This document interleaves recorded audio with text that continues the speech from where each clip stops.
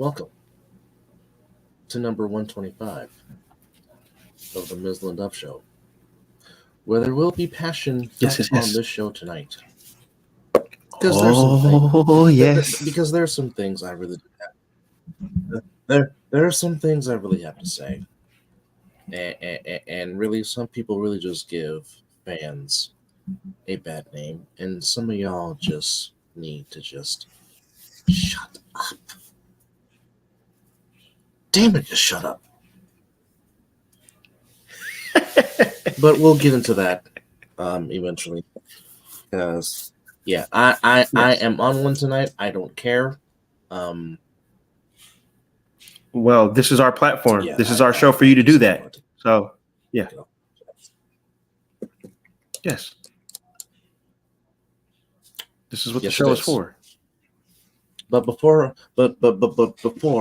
we get into that, patch, we're going to recap week in the NFL. But first, I'm going to go back to the World Series real quick, and kudos must be given to Tommy Pham of the Arizona Diamondbacks, and I will say why. Now, granted, he has had a very good World Series so far. Last night in Game 2, or Saturday night in Game 2, he went 4 for 4.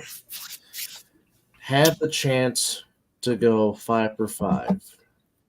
And I believe Paul Molitor of the Milwaukee Brewers in 1982 is the only person to have a 5-hit game in a World Series. Now I'm going to, of course, make sure that I'm correct, but I'm pretty sure it's Paul Molitor, the only guy that had a 5-hit game in the World Series. That's a throwback name right there. Paul Molitor. Wow, throwback. Yeah, tremendous hitter. MVP of the 1993 World Series tremendous. with the Blue Jays.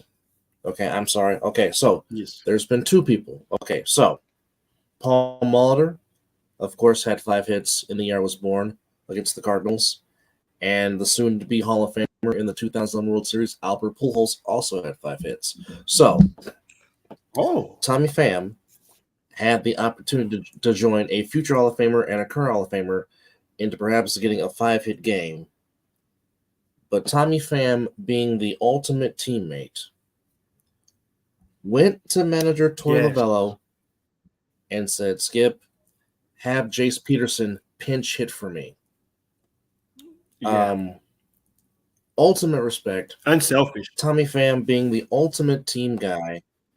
Unselfish as you could possibly be, he said, because he had been a journeyman his whole career. Let the man have his moment. As if I didn't need another reason to be a Tommy Pham fan. That just solidified for me because, I mean, as a baseball player, and it doesn't matter what professional sport you play, the ultimate goal is to get to the championship game, be it the NBA Finals, Stanley Cup Finals, Super Bowl, World Series, Wimbledon, whatever you want to call it. All of the above. And like I said, all the above. Like I said, Tommy Pham was 4 for 4 in Game 2, had the chance to go 5 for 5 and said, no, let Jace get an AB. Team player, man. It's the same reason why we say Wardell. It's the reason why we say Wardell is probably the most selfless player in the NBA, because he just gets the sheer joy of seeing his teammates go up. Winning. Which he said in his interview tonight against the Rockets when Clay was keeping the Warriors in the game before Wardell became Wardell. We'll talk about that later on in the show because Wardell is just Wardell. But that's what it's all about, man. Just, being a good teammate. That's what it really is. And I just want to give Tommy Pham his flowers on this show for doing that because, most guys would be like, you know what? No, I'm trying to go 5 for 5. I'm trying to make history, but trying to put myself in the record books. Just kudos to Tommy Pham for doing that. Yeah, right? But for him to just, you know what? He hasn't had a bat yet. Let him get one in. So kudos to you, Tommy Pham. And I guarantee you the desert tomorrow or later on tonight is going to be hot on fire as the World Series returns to Arizona for the first time since November of 2001 when Luis Gonzalez made Mariano Rivera look human, one of the rare few in the playoffs, because Mo was as automatic as you can be in the playoffs and in the regular season for that matter. But on that particular day, at Chase, well, back then it was called Bank One Ballpark, but I still call it the Big A-Team because it's still named after a bank. But nonetheless, that's one of the few that's one of the few times that Mariano Rivera looked human in the playoffs. Of course, the other time was 2004 when Dave Roberts stole the bag and Bill Miller, former Giant, got the base hit to tie it. And of course, the Red Sox made their infamous comeback in the 2004 American League Series before finally ending the curse of the Bambino by sweeping the Cardinals in 04. Now, we'll start with this.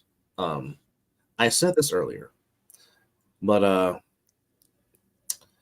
those Love You Blue Houston Oilers uniforms are still some of the best looking uniforms in football. And boy, they were on display today in Nashville, Tennessee. Will Levis. Mr. Mayo in his coffee.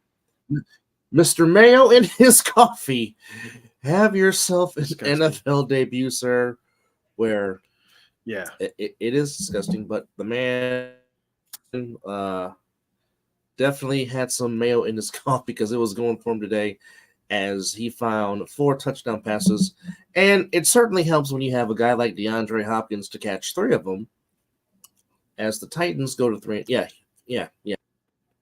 exactly that. 4 touchdown passes for Will Levis, 3 touchdown passes for DeAndre Hopkins. And oh, by the way, Derrick Henry, who's not going to get traded, ran for 101 yards. As they might have found something, Houston Oilers / Tennessee Titans. Well, you know what? I mean, it's only 1 week though. Let's see if they start them next week. 238 and you throw 4 TDs and you don't. No, true enough. It is just 1 week, but the offense looked better. I'm just gonna say it. They had 375 yards. Well, because he's a mobile quarterback. He wasn't stuck in the pocket. That too. That does help when you can extend the play with your legs and use that long rocket arm of yours. That is exactly what happens.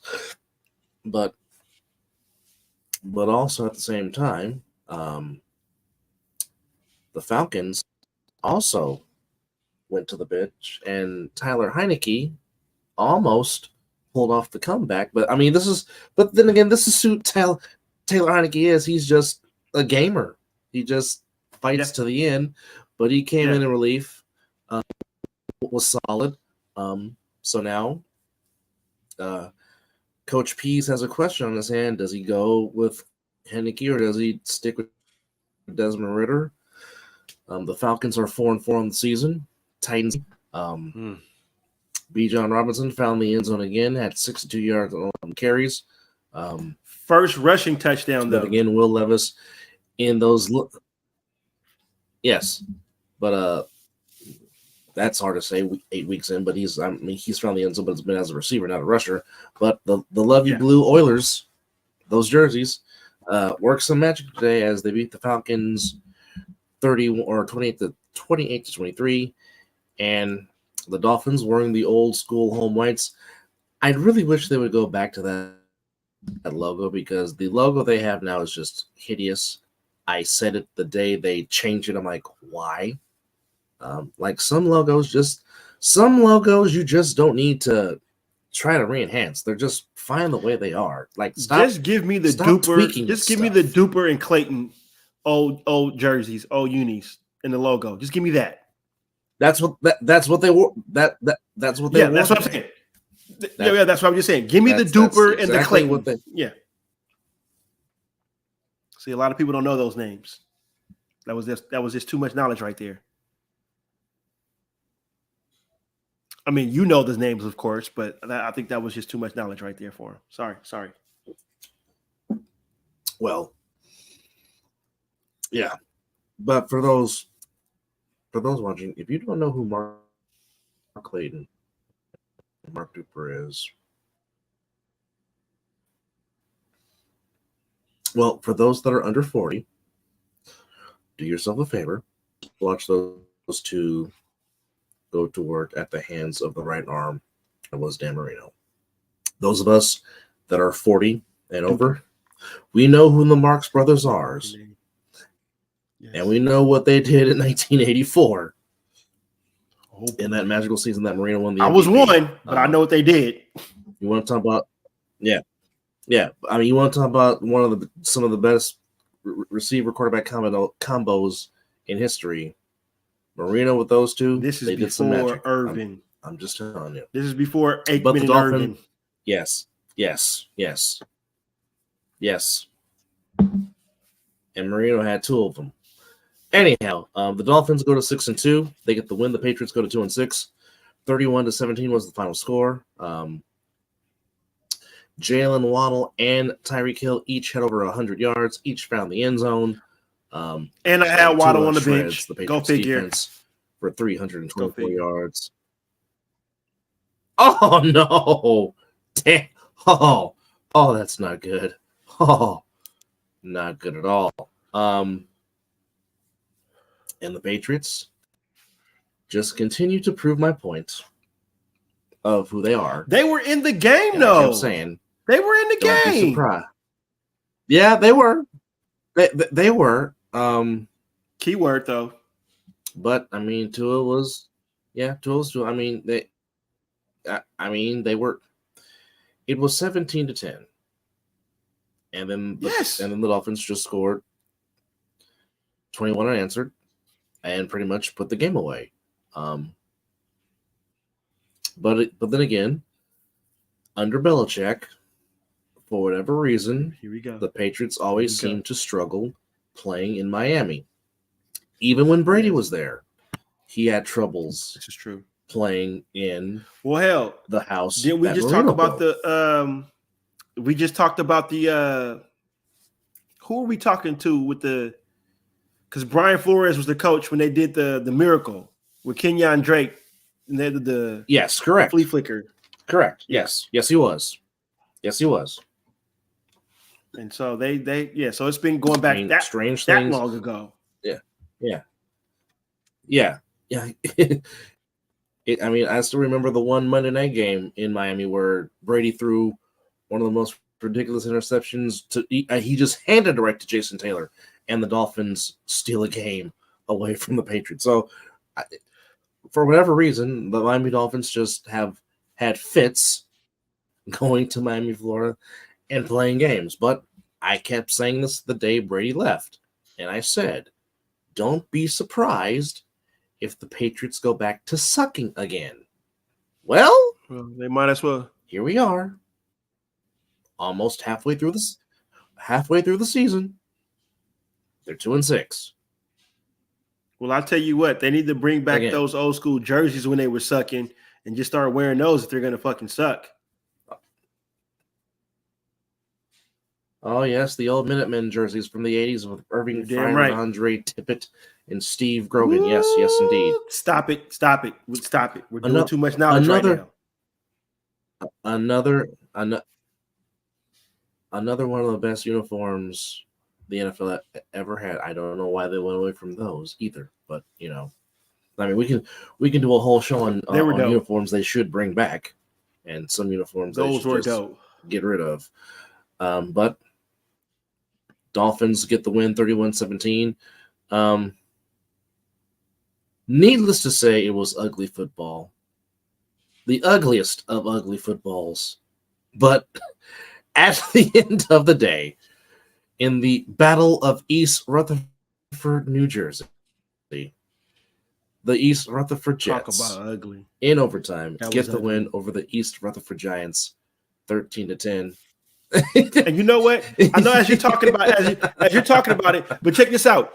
Each team was trying to let the other team win. It was like, here, go ahead and win. Take the win. Here, go ahead.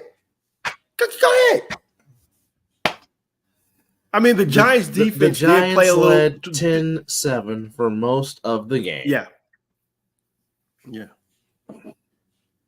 But unfortunately, and this just seems to be the story of his career. Unfortunately, Tyrod Taylor just cannot stay in game to save his life, and it's bad because the man has talent.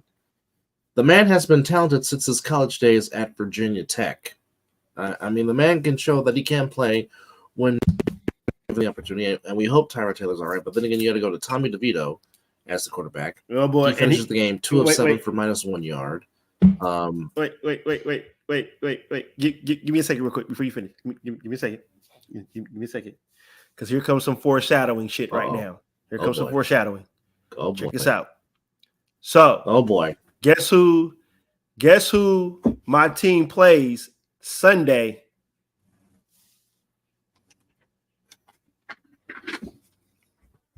Guess who my teams play Sunday? Guess who they play? Don't tell me. Don't tell me. Don't tell me that Fred Flintstone all of a sudden is going to get a miracle and be ready to play. Well, you got the team right, but they're already, I believe, counting out. You really think in your heart of hearts, you really think the East Rutherford Giants are going to get right against the Raiders in Allegiant? See, you didn't let me finish here, and now I'm about to finish. So understand what's coming with this. Okay, go ahead and so finish. I believe they're already counting out Daniel Jones not playing. Okay, I believe that's already happening. All right, Tyrod Taylor, if he can't go, it goes to the quarterback that just played the rest of the game. Now, let me break this down to you. Last week we played who? A Division II quarterback, undrafted, from the Chicago Bears. And what did he do? Correct. Made the Raiders look like a Pop Warner football team. Okay. Now, I know we're gonna get to it now, but here's another foreshadowing. The Bears got their ass whipped tonight or last night by the Inglewood Chargers. So each team that has played the Raiders after a loss got the W, but the next week has taken an L. So you do the math. Okay. Hey, little cousin, did go to college. Little cousin, I hear you. Division I school, but you got to stop being just a fan of this organization and be a real. Not saying a real fan, but I am a diehard Raider fan all day, every day. I talk shit about the team, but that is my team. But I be real with this team. They lost to the Bears last week. What do you think the Lions are going to do to us on Monday Night Football?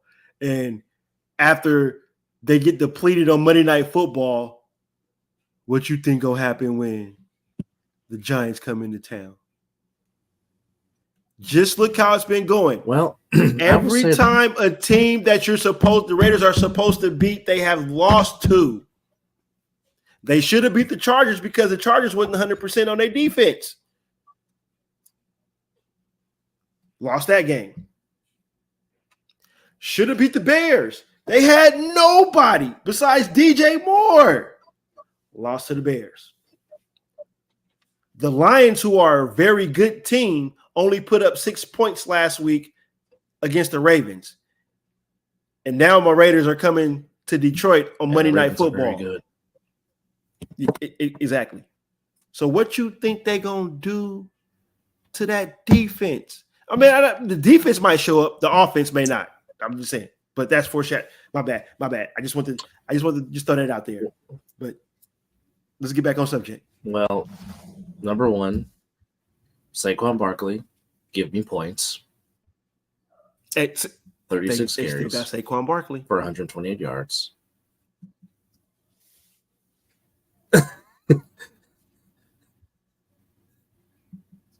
Well, the last few weeks, it really has been any given Sunday because today was a lot of upsets in Week 8 of the NFL that we're gonna tackle. But we're gonna get when Zach Wilson needed to make a play, yeah. he made he made a play, and the Jets get the win. He did. And now the Jets are over 500. They are 4-3, and Aaron Rodgers was throwing the football on the field today.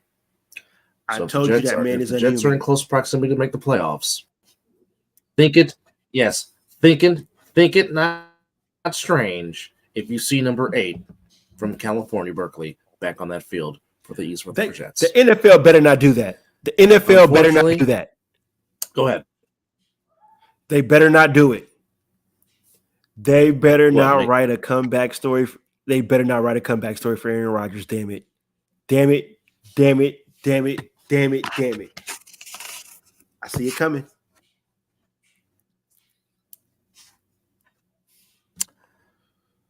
Well, it cost them dearly. Kenny Pickett gets hurt. Mitch Trubisky had to come in, and the Jaguars did just enough to beat the Steelers at the big catch-up battle by a final score of 20-10. And you picked the Jaguars. You got that one. I did because, like I said, I got to catch up to you.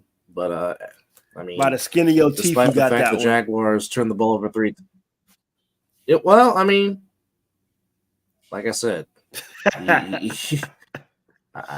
trying to catch up, but nonetheless, Jaguars get the win. They improve to 6-2. Steelers go to 4-3, still over 500. I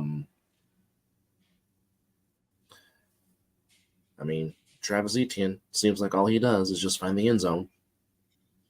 That's just what he does. You've been saying that since he got drafted.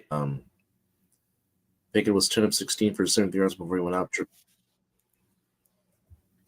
Well, I mean, that's what it seems like. And I mean, and whatever, I don't know what happened, but ever since Evan Ingram has put on that Jacksonville green, he has remembered how to play football and has become a very doggone good tight end again.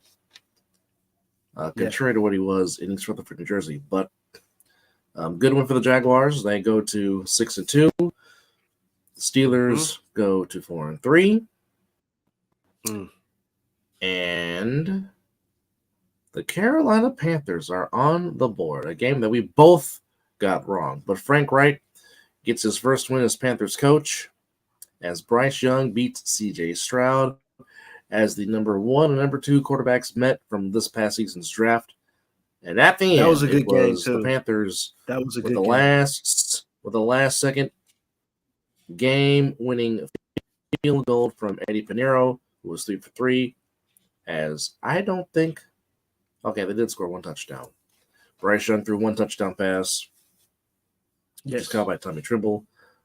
C.J. Stroud scored the game's only touchdown for the Texans.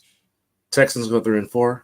Panthers on the board at 1-6. 15-13 was the final score in that game. Yes, good for them.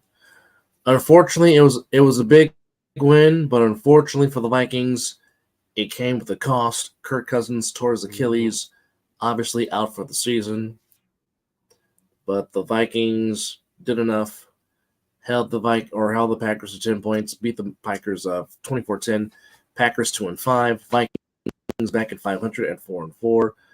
But for the foreseeable future, Jaron Hall will now have the keys to the car.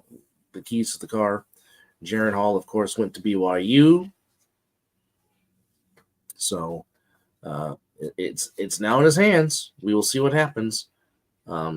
And you have to think that Minnesota possibly was going to be in a fire sale, trying to get rid of some of their money. Now the question is, what are they going to do? Because now you don't have your star wide receiver. Now you don't have your quarterback for the rest of the year. So now it seems like the Viking season is in flux. They're at 500. They have a chance to go for a wild card spot, but what do you do? I mean, Do you make the phone call to call Carson Wentz to come in and play? I don't know. Or do you That's a call big do you call that's a Arizona big and decision. kick the tires on Kyler Murray? That's a good question too, because the Cardinals said they Make are that sticking with call. Joshua Dobbs. Mm-hmm. It's a tough one. But KJ Osborne was solid for the Vikings.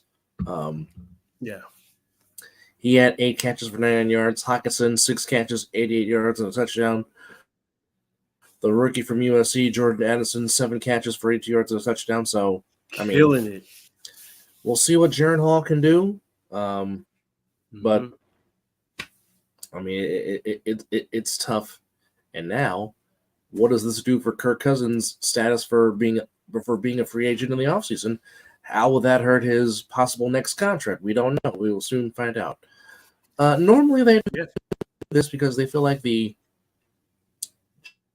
jerseys are cursed, but the Arlington Cowboys wore the blue jerseys today at home, and they put up a 40 burger on the Inglewood Rams and thrashed them 43 to 20, and the Cowboys head to 5-2 on the season. But it also helps when you go 6 for 12 on third downs.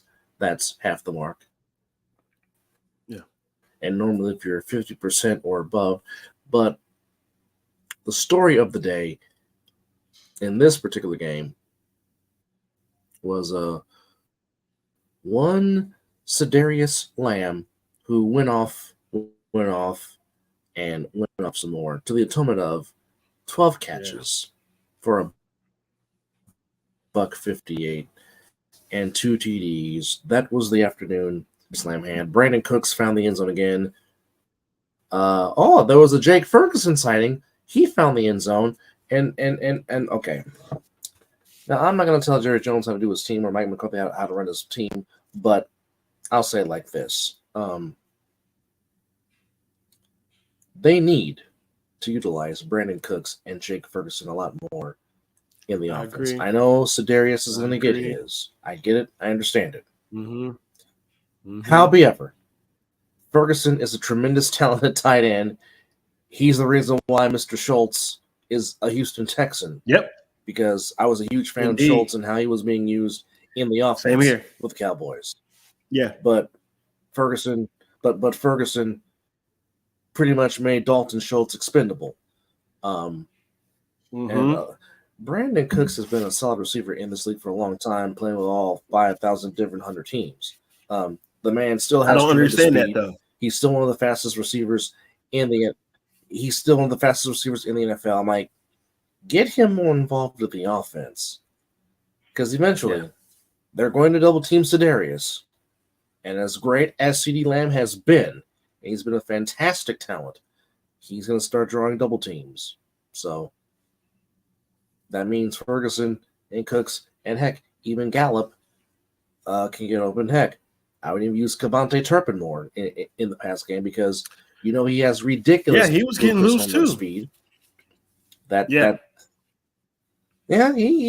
one. He had one catch. Cooks had 3 catches. Ferguson had 4. Gallup had 2. But again, Micah Parsons, he's just a bad man. Had a sack. Had 2 tackles for a loss. He's just that guy. And the Cowboys, after getting thrashed by the Niners, have bounced back quite nicely, winning 2 straight wins. They are now at 5-2, and the Rams go to 3-5. And whenever these 2 teams get together, which of course makes the Mizzle household very happy because the wife is happy because they won today.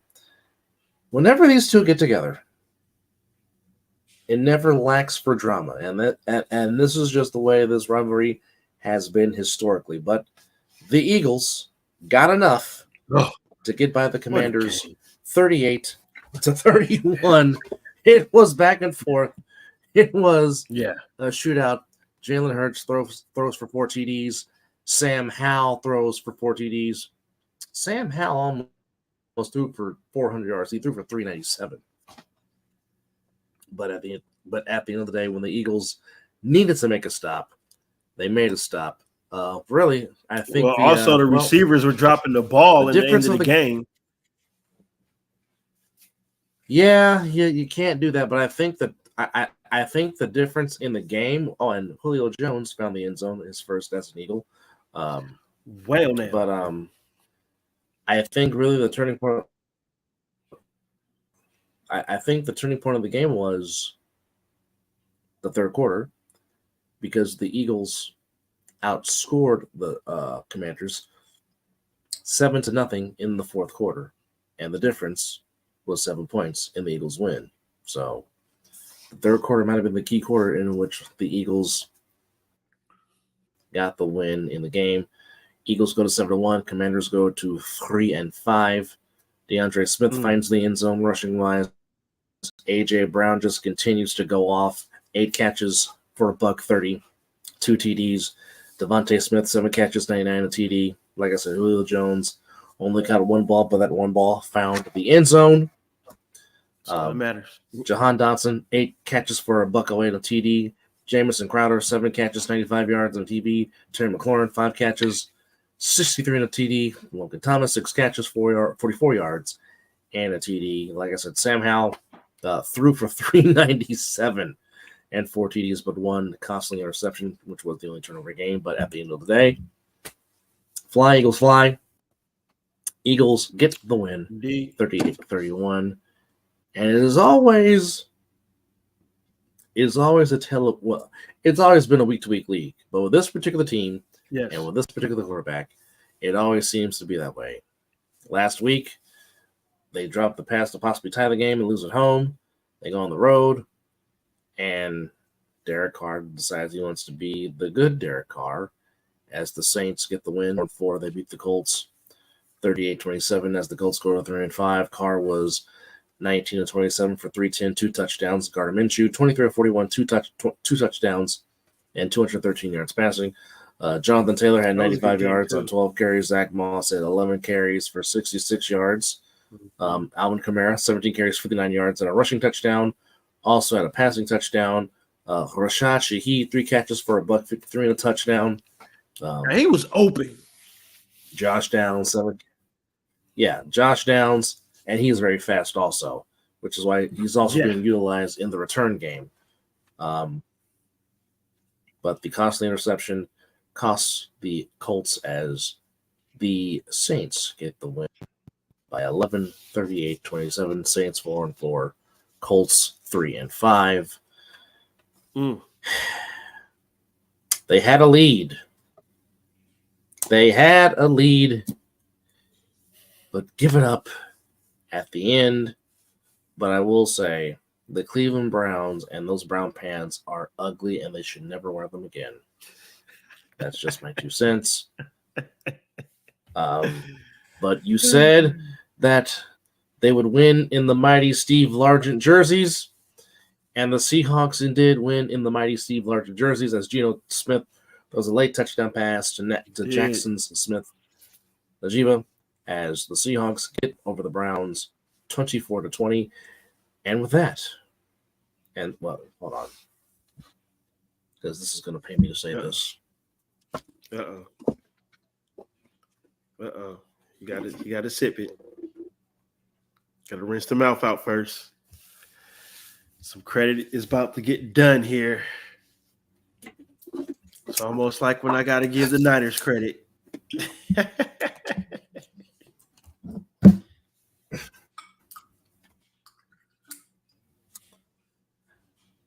With that win, go ahead. The Seattle Seahawks are in first place in the NFC. What? Damn Pete Carroll. Damn him. Damn him for making the dumbest play call in Super Bowl history.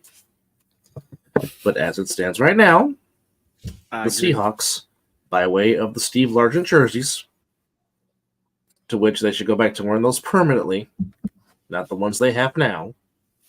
But I don't disagree with that. The Seahawks are in first place in the NFC West. Browns go to 4-3. And in the Battle of the Birds, the Ravens get by the Jaguars 31-24. Gus Edwards had 3 rushing touchdowns. Cardinals. What about the Cardinals? Oh, yes. The Ravens played the Cardinals, not the Jaguars. You said Jaguars. I'm sorry. And I said Battle of the Birds, and I say that. See, something's wrong with me. Yes, the Ravens and Cardinals played in the Battle of the Birds. Gus Edwards ran for 3 touchdowns. As the Jaguars, see, why I got the Jaguars on my doggone mind? The Ravens, dadgummit. The Ravens beat the Cardinals 31-24. Gus Edwards, 3 touchdowns to pace Baltimore as the Baltimore Ravens go to 6-2, continuing their lead in the AFC North. Cardinals go to 1-7, but they're sticking with Josh Dobbs as their quarterback. What was the controversy with some other team wearing the historic Texas uniform? Okay, well, it was the Oilers. The Tennessee Titans wore their original Houston Oilers jerseys. The Houston Oilers were in existence from 1960 to 1996 when their late owner Bud Adams decided to move out of Houston to Nashville, Tennessee. Or they moved to the Liberty Bowl first, then in Nashville. No, somewhere in Nashville. No, they were in Memphis first. Then they eventually settled on Nissan Stadium in Nashville, where they've been since 1999. So, the Oilers were originally in Houston, Texas, one of the original American Football League teams, which, of course, the AFL teams, the originals, consist of the Raiders, the Bills, the Chiefs, although the Chiefs were originally called the Houston Texans, the New York Titans, which eventually became the New York Jets. Mm-hmm. And, of course, the Houston Oilers and the Buffalo Bills. So, So, the Oilers, the Levy Blues, were very popular uniform back then, and of course, they played at the old House of Pain, the old Houston Astrodome, and of course, the Astrodome was adequated, one new stadium. The city of Houston didn't want to pay for it, so the city of Houston was out with a football team from 1996 to 2002. When the Texans were born, but the Texans are their own franchise. A lot of the Oilers records is under the Tennessee Titans name, but a lot of us feel like that the Titans should go back to those Oilers uniforms and just be called the Tennessee Oilers or the Nashville Oilers, whichever one you want to call it.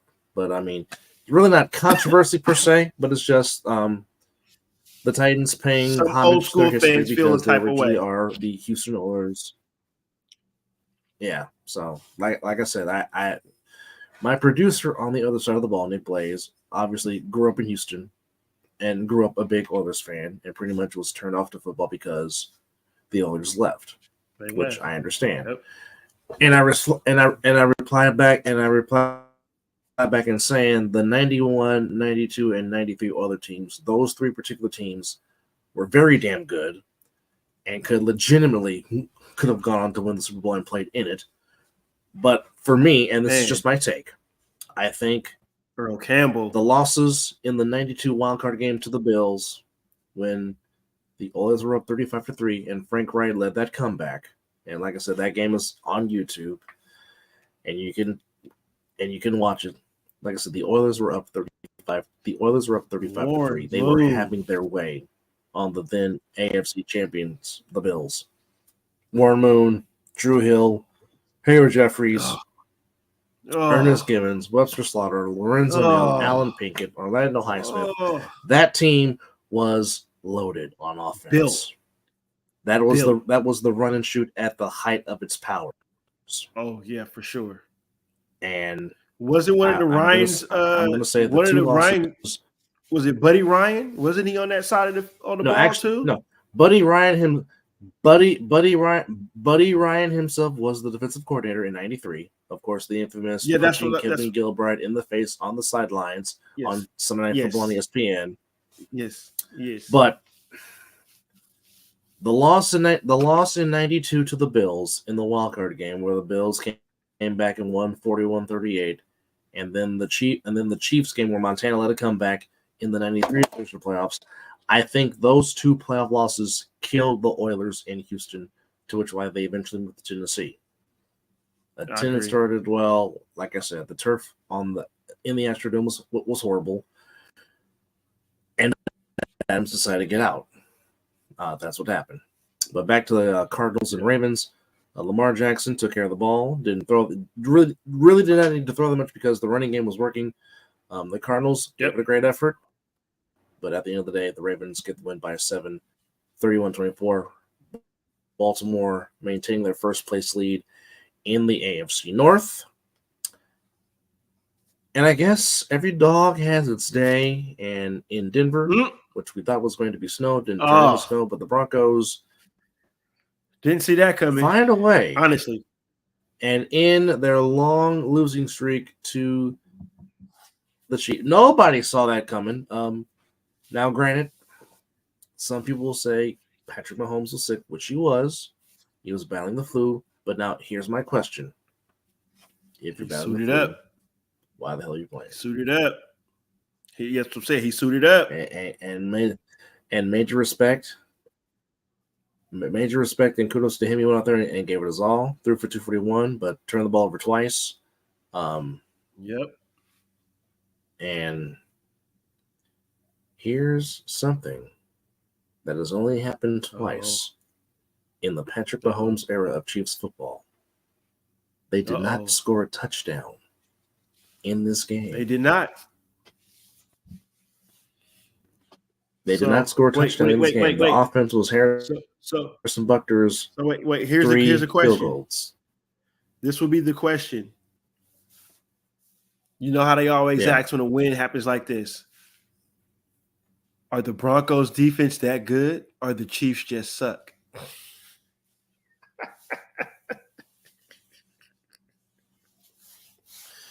Well, I will say this. The Chiefs have to play the Dolphins in Germany next Sunday. Ooh, go Dolphins. Let's go ahead and get that They have W. to deal with Jalen Waddle. They have to deal with Jalen Waddle and Tyreek Hill. Let's go Dolphins. Let's keep them L's coming. But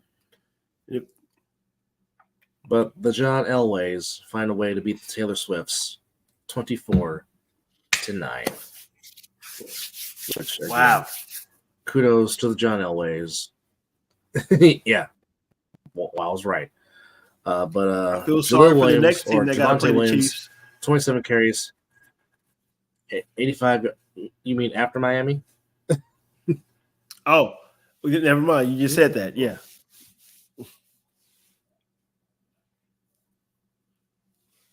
Because if that you did say that next week, you absolutely did say that. So yeah. Well, so in 2 weeks.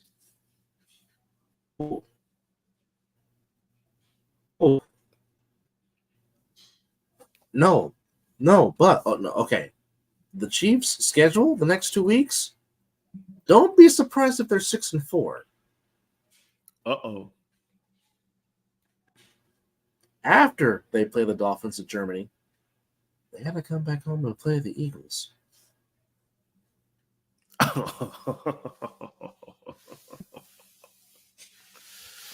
Yeah, let's just go ahead and hand them L's. So again, I say, think it. Let's go ahead and hand them L's. Think it not strange if the Chiefs end up being 6-4 after they play the Miami Dolphins in Frankfurt, Germany, and they come back home to play the Chiefs.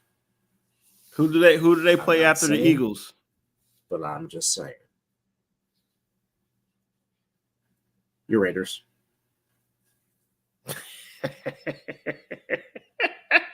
I knew it. That's why I asked. Ooh. In Las Vegas.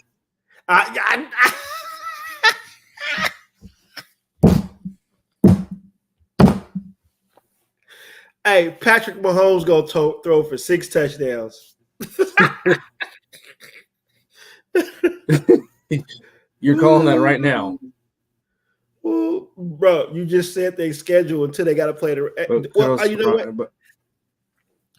Depending on how they look these next few weeks, I mean, they had a. Never mind. We'll talk about that later. Go ahead.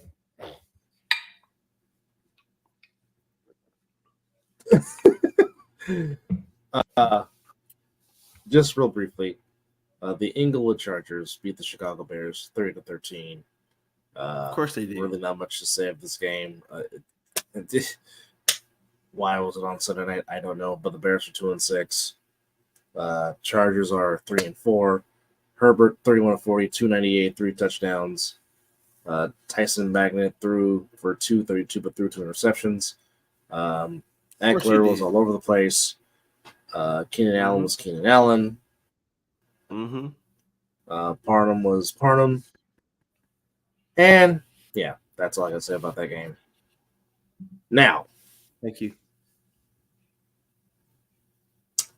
What happened in Santa Clara, California today?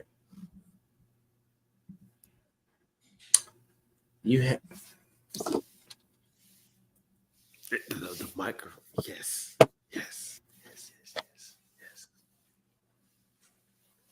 You had your alumni out there.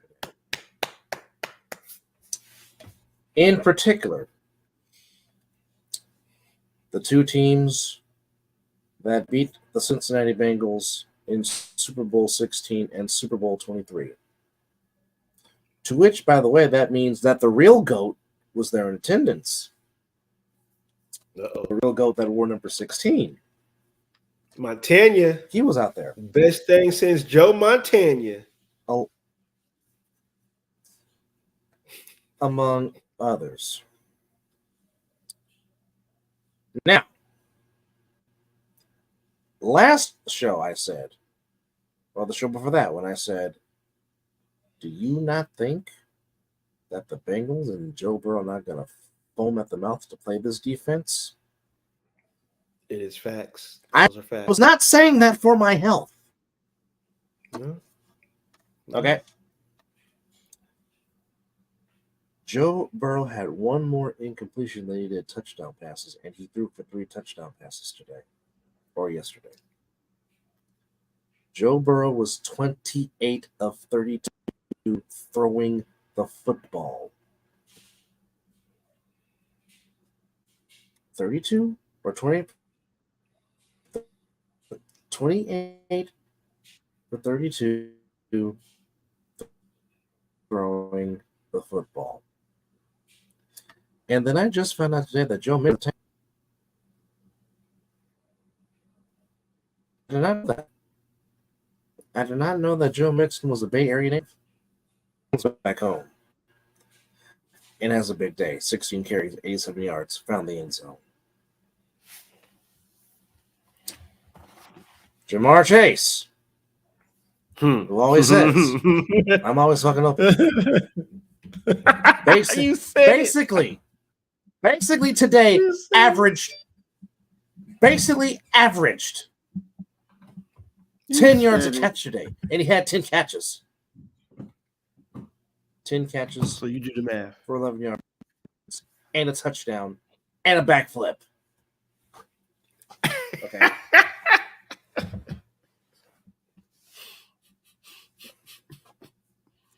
I don't know what's going on with this defense. This defense that coming into this game today was the number 4th ranked defense. That means you're a top 5 defense, which means you're pretty damn good. Okay? Even with them giving up 31 points, they still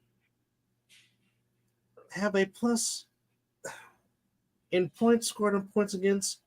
They're a plus 78, which is like 4th best in the NFL. They've only given up on the season total 140 points. That's in the top 10. They're a plus 78. Even through all that, through 8 games, with all that, they're only giving up 17.5 points a game. Ooh. So it's a good defense. That's a little bit more than 2 touchdowns a game that they're giving up. And the last 3 weeks, they've gotten shredded. Now, okay, getting shredded by Joe Burrow, that's one thing, because Joe Burrow is that guy, and Joe Burrow is elite. So the numbers that Joe Burrow put up today, that's not surprising because he can do that on a week out and weekend basis. Yeah. But PJ Walker, Kyle Shanahan's man crush, Kirk Cousins, who is now out for the season because he tore his Achilles on the not-so-frozen tundra of Lambeau Field. Now, with that said, and this is with any quarterback, but Brock Purdy, you can't throw that interception in the red zone, especially when you're 5 yards away on the goal line. Yeah. They were on the move, on the verge of possibly tying the game. You make that one bad pass. Can't do that. And that turned into a 24-10 Bengals lead, and the Bengals never looked back. And that's with George Kittle having a tremendous game. He had 9 catches for $149. That's with Brandon Ayuk having a tremendous game. 5 catches for $109. Brock threw for a career high 365 yards. But those 2 interceptions were brutal. Costly. They were brutal. Okay. Yes, CMC found the end zone again. 12 carries, 54 yards and a touchdown. But again, Elijah Mitchell, only 3 carries. What? Come on now. Jordan Mason can't get a carry. Come on now. Ty Neighbors Price can't get a carry. Come on now. Yes, I agree. Steve Wilkes deserves some criticism, rightfully so. But again, it all comes back on the head coach. Okay, Kyle, I need you to get animated. You can get animated with referees all you want to, but damn it, you can't go break a clipboard and be like, get your heads out of your asses. Something is not working with this defense after the Cowboys game because you were 5-0 and you have dropped the bed the last 3 weeks. Because this is the Seahawks not in a first blitzing place. team. Really never had to be a blitzing team. Okay, and now you are staring at the you're staring at Geno Smith, who threw 2 interceptions against the Browns. Ooh, yeah. You're staring up at Geno Smith in your division. I can understand if it's Matthew Stafford. Matthew Stafford's been a solid quarterback, and I've been a Matthew Stafford fan since he was. I can understand if it was Stafford. Hell, I can understand if it was Russell Wilson still being Geno Smith. You're looking up at Geno Smith, and you're Geno Smith. Geno. And once again, I gotta stare up at Pete Carroll, the second oldest coach in the NFL next to Belichick. Pete Carroll, who made the dumbest play call in Super Bowl history. And they're in first place? What? Nicholas Jonathan Mosa, where are you? Uh-oh.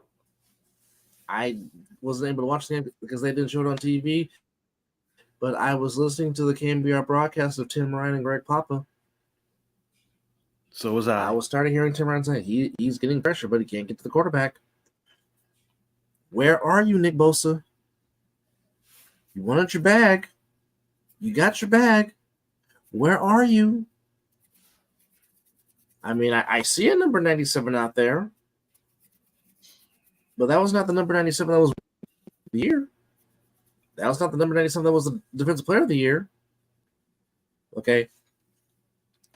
That's your sack post for when you get a sack. Well, I haven't seen you play, so where are you? I see you out there, but I have not seen you. Okay? Yeah. The only one that has earned his money on defense, well, there's two. The two people that have earned their money on defense has been Fred Warner Yep. and Mr. Hargraves. Mr. Hargraves has earned his money. He has been solid. Okay. I mean, heck, even freaking Cleveland Farrell has played well since putting on the doggone Niner jersey.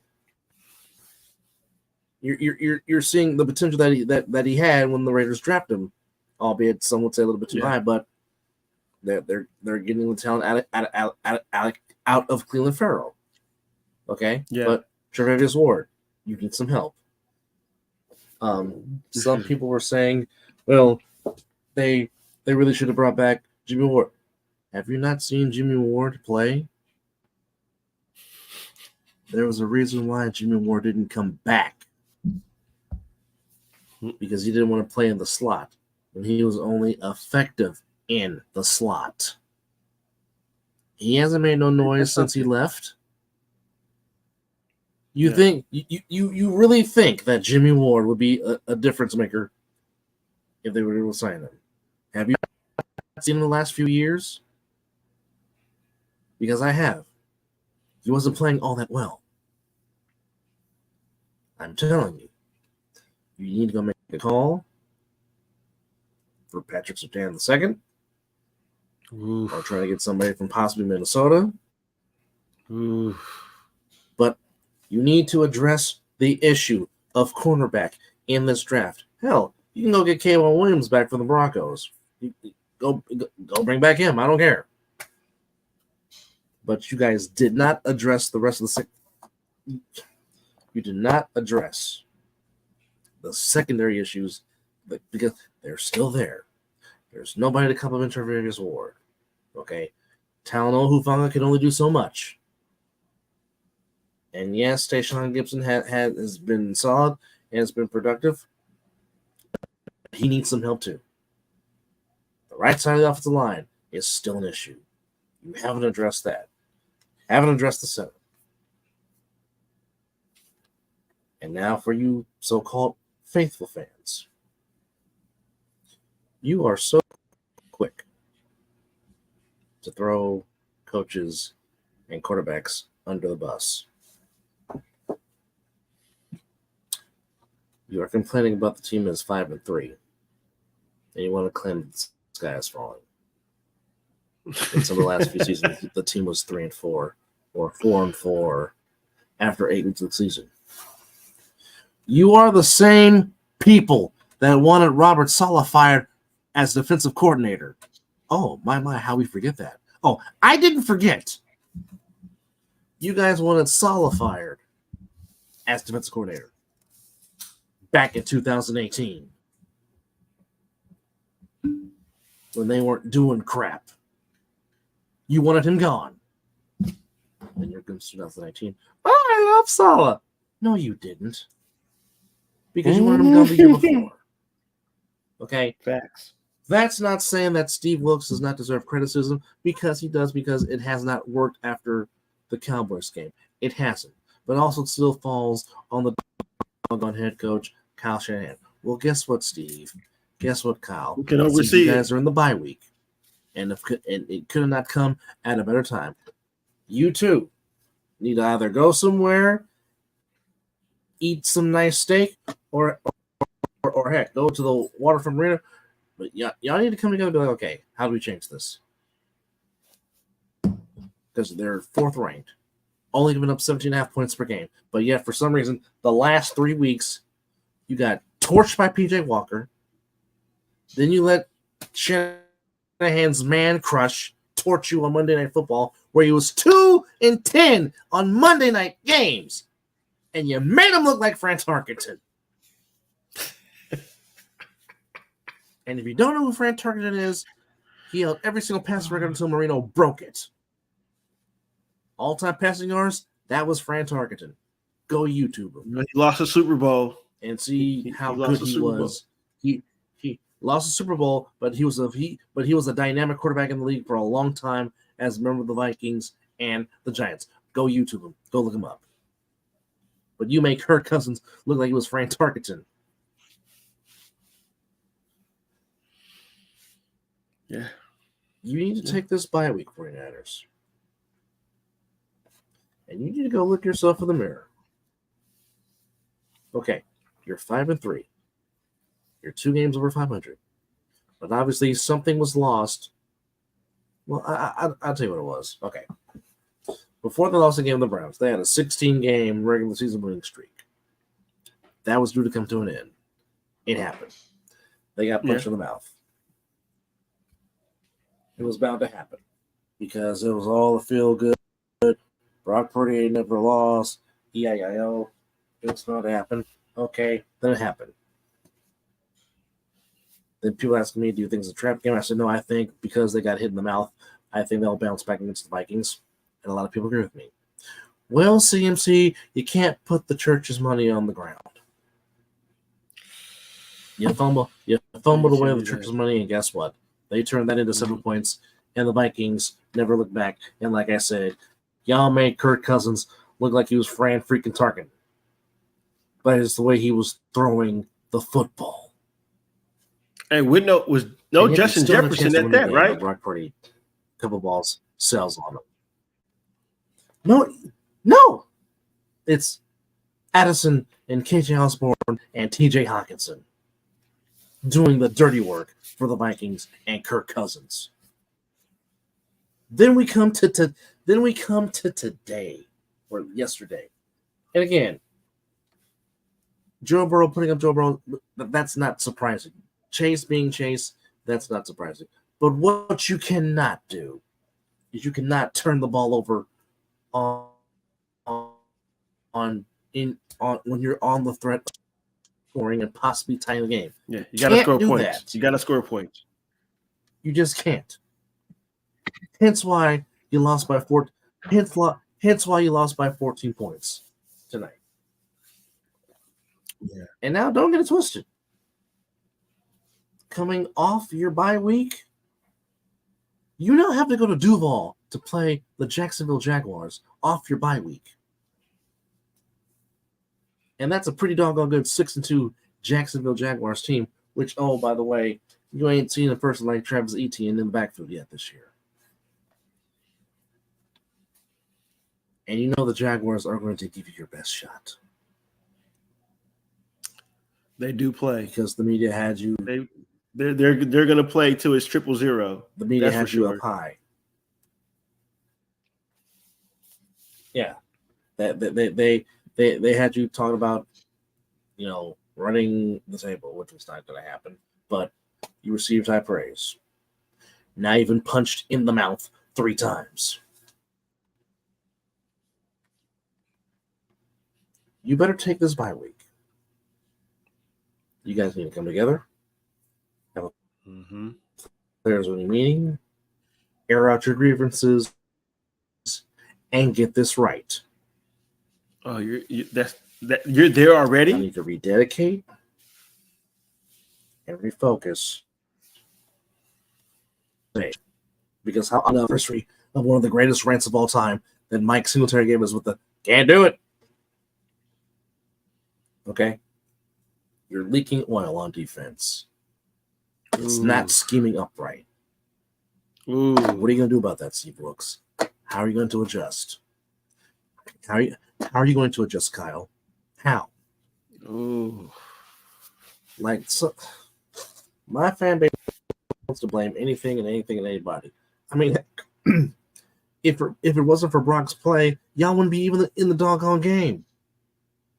Because Brock made some ridiculous throws that Kittle and Ayuk were going up to grab and keeping drives alive. Yeah, and he did a cardinal sin. He went across his body turn too. The ball over, and those 2 turnovers ended up costing them. Yeah, there were 2 crucial turnovers. But it's like Kyle Shanahan. You ain't done nothing to have an ego. Ooh. and your claim to fame is choking away a Super Bowl as an offensive coordinator and choking one away as a head coach. What ego do you have? You shouldn't even have one because you ain't done nothing. Yeah, you've been to a Super Bowl. Yeah, you've been to 3 NFC Championship games, winning one of them. But for you to look as nonchalant as you look when plays don't go right, it's like, light a fire up your team's ass. Do something. I mean, yes, that's it to get the locker room, and they have been most of the years since Lynch and Shanahan's got there. But damn it, where's the fire? Where's the passion? It's lacking. Fred Warner and Dre Greenlaw can only do so much. Facts. But Nick Bosa, stop playing like you got paid. You got paid. Yes, it was a big deal, but I need to see you on that field. I need to see your hunger because I'm not seeing it from you. I'm not seeing your eye of the tiger. I'm not seeing your edge, and you need to get it back.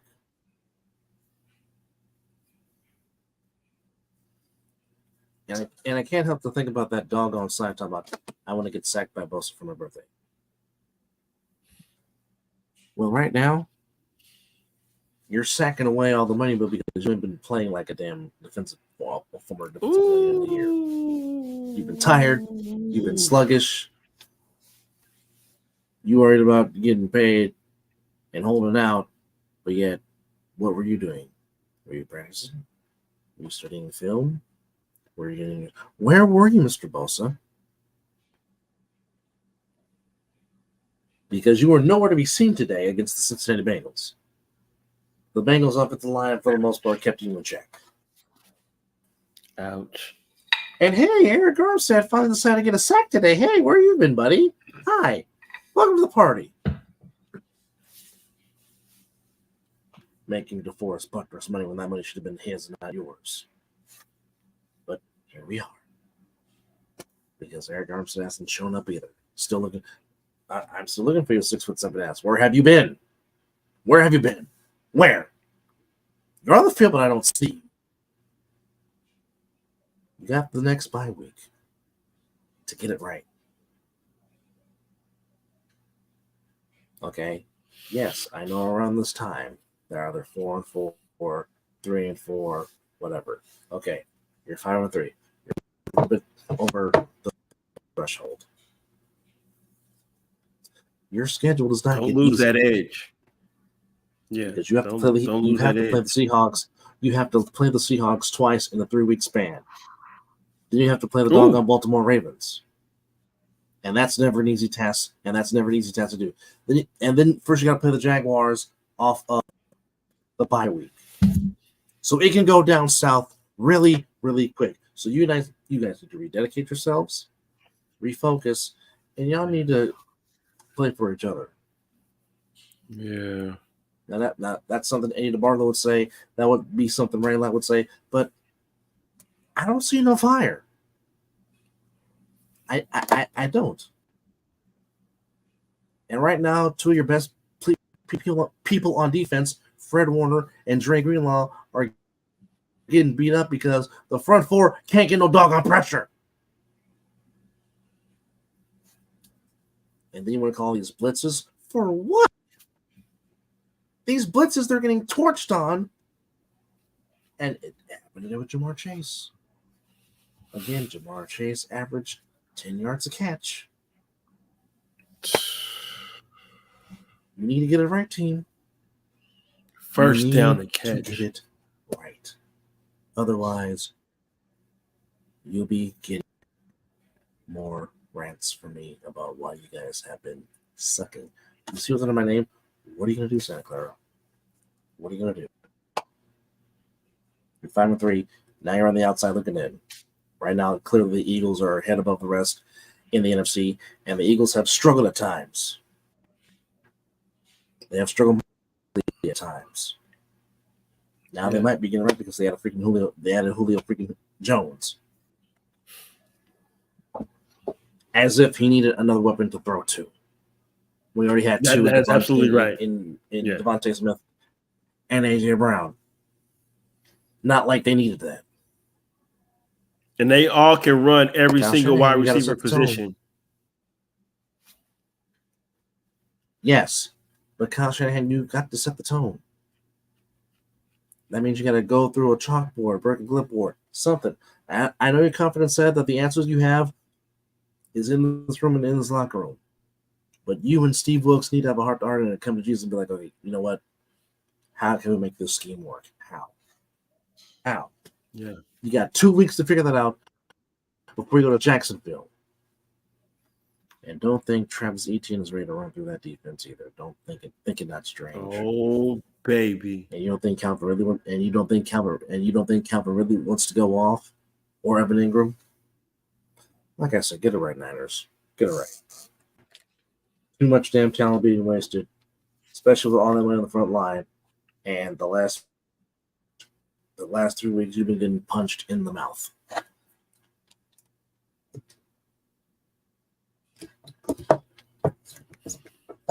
Geno Smith, man. You're looking up at Geno Smith in the division. Geno Smith. Are you kidding me? Really?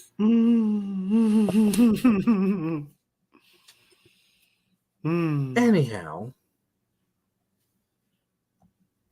we're going to segue and we're going to think happy thoughts simply because there was a team playing basketball deep in the heart of Houston, Texas, and it seemed like they were trying to struggle and give away a game, but they found a way to get it done because there was a man on display. by the You name can meet some more suitable young. of Odell Stephen Curry. And show you why the Curry flurry is for real. Because he went down the court and not once, not 2 times, not tres, 4 straight times he came down the court and said, "Give me the ball," and shot behind the arc and knocked down 3. As the Golden State Warriors, we know how sucky it was for them on the road last season. They only won a total of 11 games on the road. But so far on this road trip, they've won the first 2. Whether it's the Sacramento Kings team and beating the Rockets 106-95. Now, we don't know what's going to happen with Lone Andrich, but the Warriors are playing later on today in New Orleans against the Pelicans. So we will see if Draymond will play, if Clay will play, if Curry will play. But the man I see Draymond playing. Went off in the 4th quarter and propelled the Warriors to a win, 106-95. Curry finished with 24, 6 points, 6 assists, 7 rebounds to go with his 24 big points. In addition to that, Klay Thompson kept him in the game with his play tonight, as he was also shooting the ball well. As the Warriors, even though they had 14 turnovers, which is still scary, but nonetheless, they still got the win over the Rockets, 106-95. Klay had 19, shot the ball very well tonight in his 19 minutes play. Was 7 of 12 shooting, 5 of 10 from the 3-point range, and had 19 big ones. GP2 off the bench, 15 big points. Kuminga had 9 off the bench. Paul had 8, 5, and 7. Moody didn't play as much, struggled, but the bench was huge. Warriors get the win, 106-95. Going through the rest of the association, the Nuggets, being the Nuggets, they beat the Thunder 105 or 128-95. No triple-double? And the Joker had no triple-double. He was 5 assists short of triple-double, but he still had an impressive 28 points and 14 rebounds. But it was Watson and Braun off the bench for the Nuggets that helped contribute. The Hawks go to Milwaukee and put up a buck 27 on the Bucks. As Trae Young was the game high scorer with 20, as the Chiefs or as the Bucks go to won the year. The Hawks won too, but a big win for Atlanta. And in addition to that, wow, it was a not so good sports Sunday for me. It was for my co-host, to which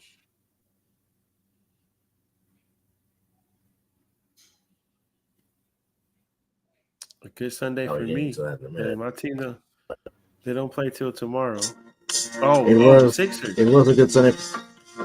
Well, but still, if your basketball team still went there and got a win over in the Pacific against the Pacific Northwest team, as the Sixers get their second straight win after they put up a buck 26 to the Blazers 98. As Tyrese Maxey, man. Tyrese Maxey led the way with 35. Mr. Maxey drops as they pace the Sixers. 4 of the 5 starters in double figures. Tobias Harris 24, Maxey 26, Moulton had 12. Oubre had 12 off the bench. As it was a very good sports day in Philadelphia with the Eagles and the Sixers winning. And I would love to take over to talk about is the love Sixers getting the win over them. And Sterling John Frazier. That was a great win. Mighty, mighty great win. Yeah. It was a little slow in the beginning because his team seems to not want to play in the first quarter for some odd reason. But as the game goes on, it gets better as I've been listening to. But Joel Embiid, man, just spectacular. Tobias Harris is playing pretty good basketball right now. Paul Reed is coming off the bench, giving us good minutes. Eddie House Jr. is coming off, giving good minutes as well. And you know what? I'm still waiting for him to disappear. But as of right now, Kelly Oubre has been a great addition to this squad so far. They're playing good defense. And I can only say so much about Tyrese Maxey, man. I'm running out of good things to say about the young man. He just give him the contract and let's just run with it. That's about the next thing I can say because he's been balling. Well, he needs to be the next jersey that you get as far as your Sixer fandom. Well, that and an NBA jersey also. It might happen. Well, it might happen here once the contract gets signed with Kaiser and the pay goes up. So basketball, Philadelphia 76er gear might be happening because, I stay with, I get the Warrior stuff. But that's coming. Yes, which special thanks to with special thanks to Mrs. Moore for giving us Warriors gear as always, since she does work at the Chase Center at Thrive City on Mission Rock. So we appreciate Mrs. Monroe for all the Warriors gear that she gets us. The Clippers beat the Spurs 123-83. Kawhi Leonard had 21 points to pave the way for the Clippers. And a very entertaining game in Sacramento last night between the Lakers and the Kings. And on this particular night, we were happy that the Kings got to light the beam because that means the Lakers lost. But Malik Monk was huge in overtime for Sacramento. Yes, we do still bash on Lakers, even if they don't play for their teams. We always want them to lose because we just don't like that team in purple and gold. But nonetheless, Southern California. Anthony Davis bounces that too. Anthony Davis bounced back, had a good game. He paved the way for the Lakers. He had 30 with 16 rebounds and 2 assists. But it was, again, Malik Monk with 22 off the bench to help Sacramento big time, along with Vincent Coffey getting 11. But De'Aaron Fox had 37. And Murray had 17. Hurd had 12. Sabonis had 12. But it was all about De'Aaron Fox as the Kings have just enough to get by the Lakers 132 to 127 overtime. The Lakers go to 1-2. Kings go to 2-1. And that was the Sunday night action on the NBA. So today, later on, we got the Pelicans, the Warriors. You can actually watch that on NBA TV at 5. Nets going to Charlotte to take on the Hornets. Bulls taking on the Pacers. Celtics and the Wizards. So Porzingis gets a shot at the Wizards already in the nation's capital. T-Wolves play the Hawks. Blazers play the Raptors. Grizzlies, the Mavericks are at. The Heat and the Bucks. And we know one of the last times that Jimmy Butler saw the Bucks, he went for 56, but that remains to be seen. Pistons at the Thunder. Jazz and Nuggets. And then in the nightcap, Orlando at home against the Lakers. And that covers NBA for the 30th, which, of course, is the eve before Halloween. So, it all looks that Garoppolo will be playing tonight on Monday Night Football. Does that change your strategy and what the Raiders need to do to possibly pull off the upset, or does it change nothing at all? Change nothing at all. Just more potential things for the damn Lions to get turnovers because Jimmy can't throw the long ball, man. That's just the thing. They're going to stack the box. They're going to dare Jimmy to throw the ball. We're going to try to attempt to run the ball, and just, I don't know. I just hope that whatever they talked about on this Thursday players-only meeting or players and coaches meeting to where the players can speak freely to their coaches. So that sets up for disaster because it just lets me know that there's disconnect there, but hopefully there was something positive that came out of it. Hopefully, I don't know. But all I know is its offense can't score over 20 points. And I don't see that changing. So let me ask you this, because you sent me this article, and it's rather sad. But why is it that McDaniels won't even attempt to even utilize Hunter Renfrow in the offense? I'm not understanding it. And why even possibly think about wanting to put him on the training map when he's done nothing but be a model citizen in the silver and black and be one of his most consistent players since he was drafted? Like, what fractured the relationship between those two? Well, according to McDaniels, there's no fracture. Why does Josh McDaniels keep fracturing relationships? Well, McDaniels thinks there's no fraction anywhere, but that's a damn lie. But that's, we could do a whole show on that. Well, without even taking this side, but can it also be the quarterback not finding Hunter Renfrow as well? That is a very good analogy, and that is a very good point. I mean, that's a very good point. The coach can call into play if the quarterback's not seeing it because he has happy feet back there. Agreed. He's not trusting his offensive line. But it goes hand in hand. It could be the coach not dialing up, but when you got Devontae Adams and Jacoby Myers playing good football, and it's almost to me like everybody's looking for Jacoby Myers. It's like if Devontae Adams is not there, we're just going to feed Jacoby Myers, because we know Devontae Adams is getting double teamed. But then again, if you look at you just can't keep forcing it into Jacoby because that's what 100%. But if you look at the film, the Michael Mayer was open a lot up the seam route. The gleam was open. Correct. The gleam was open. Oh, the seam is always open.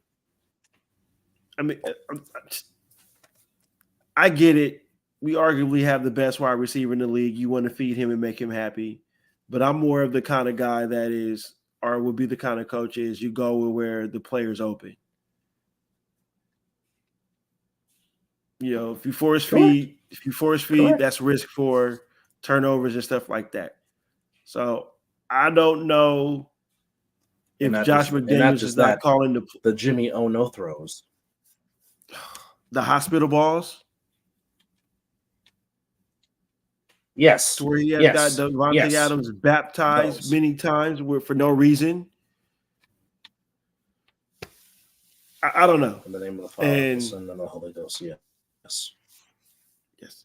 So I don't know what to expect later on tonight. I don't know what team is going to show up. I just hope the defense shows up. If the defense gives me some form of hope,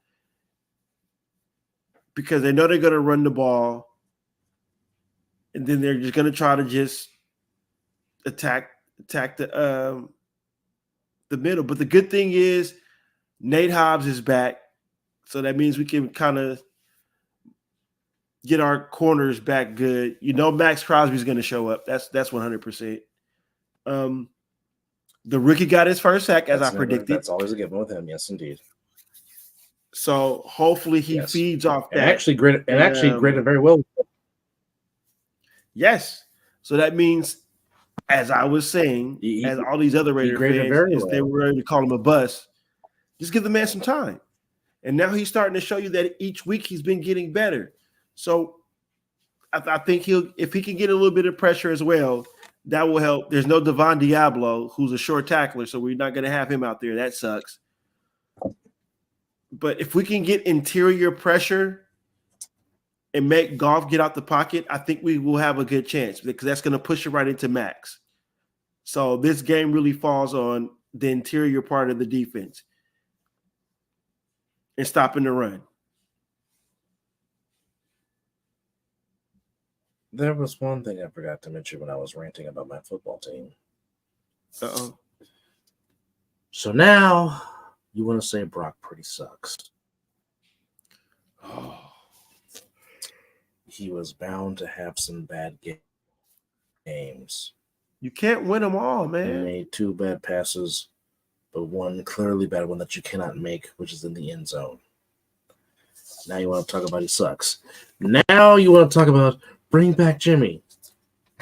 It would have been worse if Richard Garoppolo was the quarterback. The Bengals probably would have put up a 40 burger, because Garoppolo probably would have had about 3 interceptions Facts. with his Jimmy Oh No throws. And that's going to happen on Monday Night Football. Okay. So for all the Niner fans that I am won't not Jimmy, just worried watch about Monday Night Brock Football. Purdy's.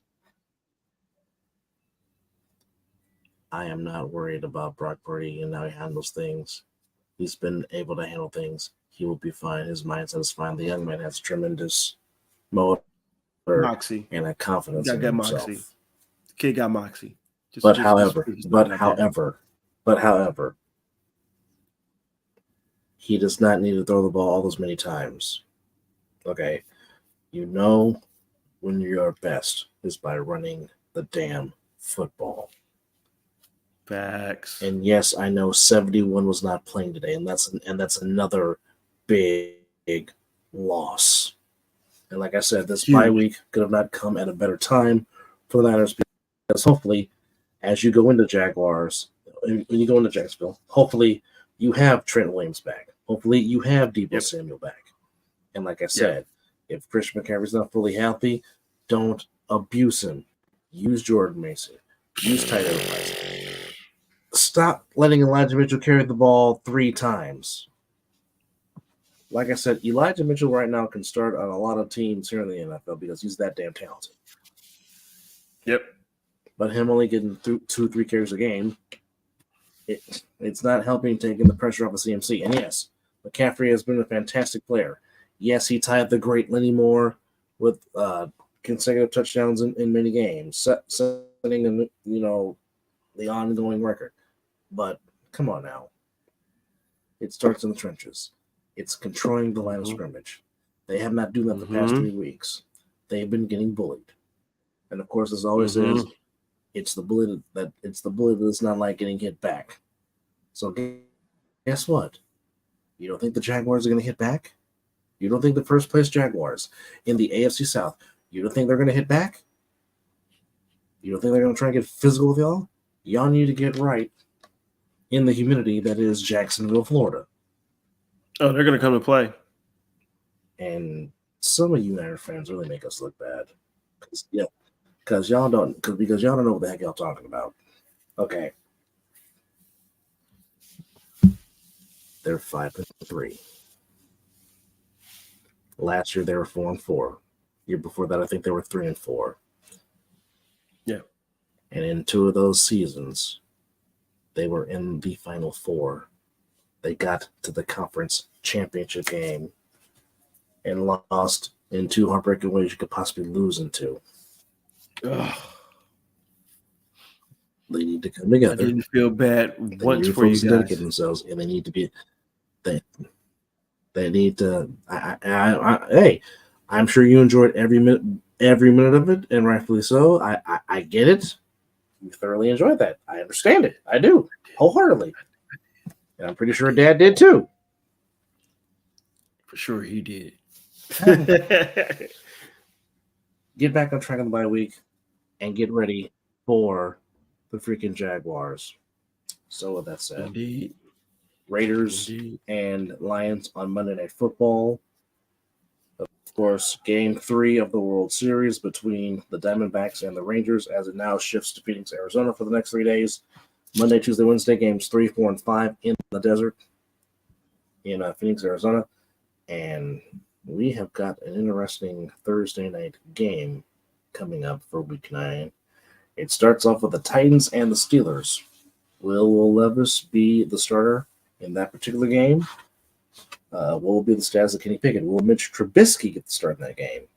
We will find out as we will come back later on tonight to give you our predictions for Week 9 of the NFL season after the Monday night game between. There might be some passion. As Mizzle will give his thoughts, and hell, he might get some.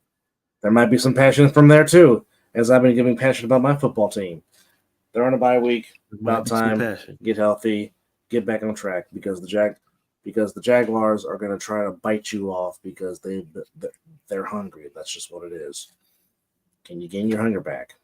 Can you finally look like the player you were before you got the bag? Because you've certainly been disappearing after you got the bag. With that said, this has been episode number 125 of the Mizzle An Dub Show, to where we decided to change the block and put on the Warrior colors today on the labels and whatnot. We hope you enjoyed it. To our 2 viewers that have been here from the beginning, leaving comments in the comment box, we appreciate it. We will preview Week 9 after the Monday night game tonight, and we will see how the records are as we give our predictions for Week 9. But we hope you enjoyed tonight's game between the Raiders and Lions on Monday Night Football. We hope you enjoyed Game 3 of the World Series between the Diamondbacks and the Lions. Of course, all the NBA action coming into fruition. And again, I'm going to ask this question as we ride out. San Jose Sharks, are you guys going to win one game this year? We're still waiting. But with that said, he's Mizzle. I'm Doug. And as always, as Orange Cassidy makes his grand appearance, we thank you for watching, but as always, it's 12 o'clock. Some damn where. Go have some orange juice.